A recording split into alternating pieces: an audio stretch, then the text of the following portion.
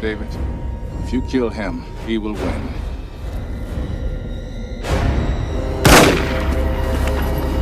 데이비드 핀처 감독의 1995년 영화 세븐은 개봉 후 수십 년이 지난 지금까지도 심리 스릴러 장르의 걸작으로 인정받고 있습니다.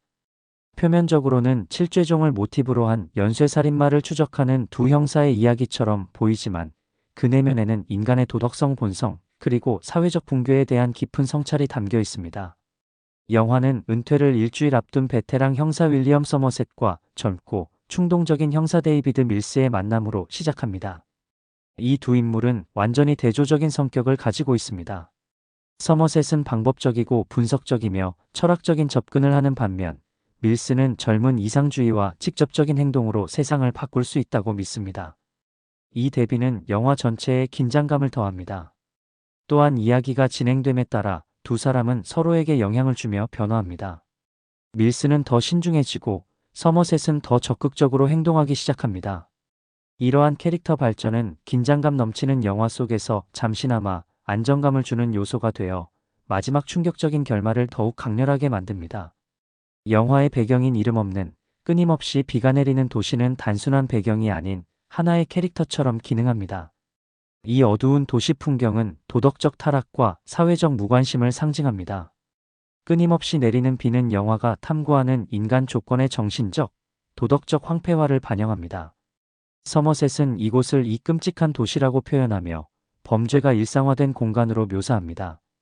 도시의 이름이 없다는 점은 영화의 보편성을 강화하는데 이는 특정 장소가 아닌 현대 도시 생활 자체에 대한 이야기임을 암시합니다.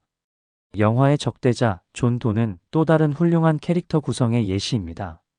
존 도라는 이름은 영미권에서 신원을 알 수 없는 남성을 지칭하는 표현으로 그가 개인이라기보다는 하나의 개념으로 기능함을 암시합니다.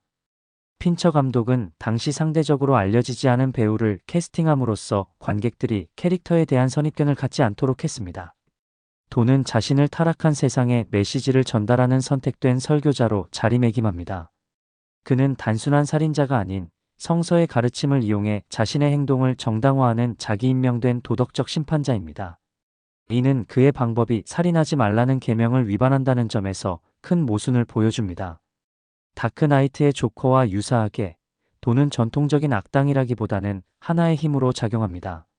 그의 중요성은 그의 개인적 역사가 아닌 다른 캐릭터들과 사회가 그의 행동에 어떻게 반응하는지에 있습니다. 그의 모순된 철학 죄악을 죄악의 행위로 심판한다는 것은 극단적 도덕적 입장의 취약성을 보여줍니다.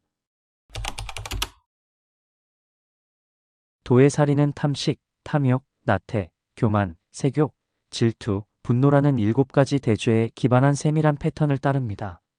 각 살인은 처벌이자 교훈으로 설계되었습니다.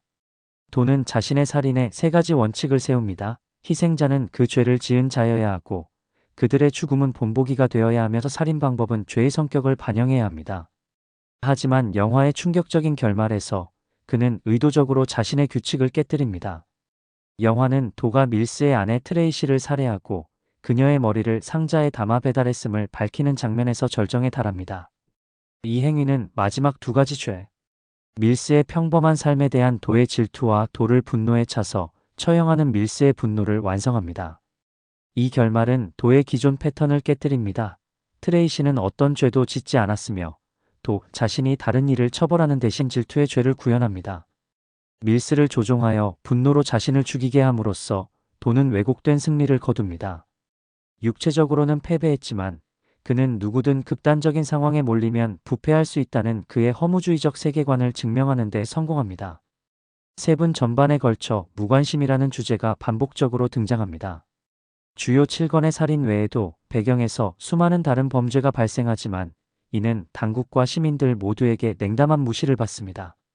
서머셋이 아이들이 범죄 현장을 목격했는지 물었을 때 동료는 연극은 그만두고 집에 가서 자라고 무심하게 대답합니다.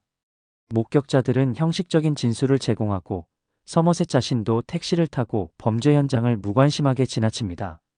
이러한 무관심에 대한 반복적인 강조는 무관심이 잠재적으로 8번째 죄, 가장 파괴적인 죄일 수 있음을 암시합니다. 이 이론을 뒷받침하는 것은 트레이시의 태아를 포함하면 도의 희생자가 총 8명이라는 사실입니다. 영화는 악이 승리하기 위해 필요한 유일한 것은 선한 사람들이 아무것도 하지 않는 것이다라는 에드먼드 더크의 인용구를 반복적으로 언급하며 무관심이 아마도 가장 치명적인 죄임을 강조합니다. 세부는 모순과 역설을 중심으로 구성되어 있습니다. 도는 성서의 가르침을 따른다고 주장하면서도 그 가장 기본적인 계명을 위반합니다. 영화의 시각적 미학도 이러한 긴장을 강화합니다. 서머셋이 끔찍한 살인에 대해 연구하는 동안 바흐의 우아한 지선상의 아리아가 재생되고 마지막 파괴적인 장면은 아름다운 석양을 배경으로 펼쳐집니다. 영화의 마지막 대사도 이러한 모순적 특성을 반영합니다. 서머셋은 해밍웨이를 인용합니다. 세상은 멋진 곳이고 그것을 위해 싸울 가치가 있다. 나는 후자에 동의한다. 압도적인 어둠 속에서 이 희망적인 듯한 진술은 핀처의 완전히 암울한 결말에 대한 욕망과 스튜디오의 더 수용 가능한 무언가에 대한 압력 사이의 타협으로 등장했습니다. 이 타협 자체가 영화의 모순 탐구를 반영합니다. 아마도 영화의 가장 강력한 메시지는 관객 자신을 향한 것일 것입니다.